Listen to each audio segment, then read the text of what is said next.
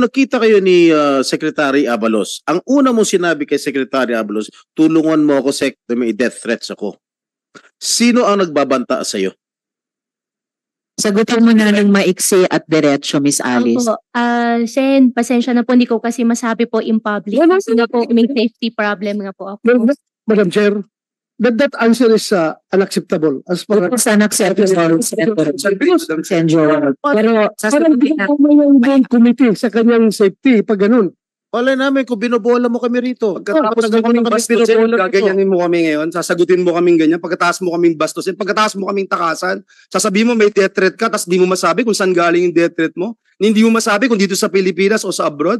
Miss Alice, pinaalalahanan kita, you never raised security concerns to the committee before. Nito na lamang na aresto ka na at ibinalat dito.